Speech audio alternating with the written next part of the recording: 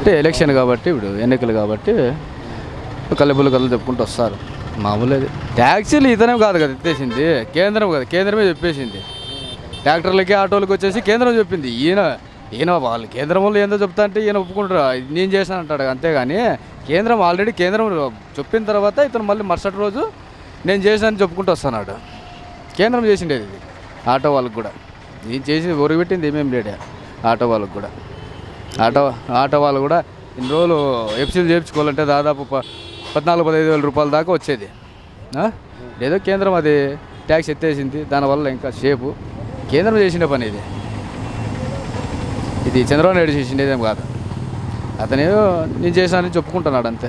అందరికి కొంతమందికి అయినా మాకైతే కాలేదు. నాకు వరకు నాకు 2 ఆడపిల్లలు. ఆ పథకాలు ఆడపిల్లల పథకాల మీద కూడా చెప్తుంటే అది లేదు ఇది లేదు ఊరిని తిప్పడమే సరిపోయింది. నాకు మా ఆడపిల్లలు అయితే నాకు 2 ఆడపిల్లలు. ఆ పథకాల్లో ఏమి పెద్దగా నాకే ఇంతవరకు పిల్లల పేరు మీద కూడా రాలేదు ప్రభుత్వం తరఫున. ఇండ్లు ఈడ అనంతపూర్లోనే రాయనగర్లో ఇండ్లకు పెట్టింటే వచ్చినారు, ఏదో పెద్దలతో చెప్పించింటే అప్పుడేమో వచ్చినారు, కొలత వేసుకొని వెళ్ళిపోయినారు. మళ్ళీ దాని గురించి మళ్ళీ పోతే ఏం మళ్ళీ అంటే వాళ్ళ కింద ఉంటారు కదా, వాళ్ళే తింటున్నారు. కానీ మా వరకు అయితే రాలేదు. మాకేదో ఆటో తగులుకొని బతుకుంటున్నాం. కలిస్తే మళ్ళీ రాపు అట్లా రాపు ఇట్లా రాపు అంటున్నారు అన్న. అది చేసినారు అంతే. ఎందుకంటే ఇప్పుడు ఎలక్షన్ దగ్గరికి ఎన్నాళ్ళు చేయొచ్చు కదా, ఈ 4 ఏళ్ళ ప్రభుత్వంలో చేయొచ్చు కదా, ఈ ముసలోళ్ళది ఈ 4 ఏళ్ళ ప్రభుత్వం నుంచి చేయొచ్చు కదా. ఇప్పుడు ఎందుకు చేస్తున్నారు 3,000 2,000? నేను అడుగుతున్నా అన్నమాట. చంద్రబాబు నాయుడు పాలన బాగుంది, బట్ కానీ ఆయన ఎట్లా చేస్తున్నాడంటే ప్రజల్ని కొంచెం కన్ఫ్యూజ్ చేస్తున్నాడు. ఆయన చెప్పే పథకాలు అన్నీ అమలు కావట్లేదు, కానీ వేరే వాళ్ళు పెట్టిన పథకాలు ఆయన కాపీ కొడుతున్నాడు. సో జగన్ పెట్టిన నవరత్నాలు కొన్ని కాపీ చేసినాడు, కానీ ఆయన పెట్టిన పథకాలు అమలు కావట్లేదు. ఎందుకంటే ఒకటి నిరుద్యోగ భృతి కానీ, ప్లస్ ఇంకొకటి నిరుద్యోగ భృతి అందరికీ రావట్లేదు, చాలామందికి రావట్లేదు. ఎందుకు రావట్లేదు అంటే కొంతమంది రేషన్ కార్డు వల్ల లేని వల్ల రావట్లేదు. ఆ రేషన్ కార్డు కూడా చాలామందికి క్యాన్సిల్ చేసినారు.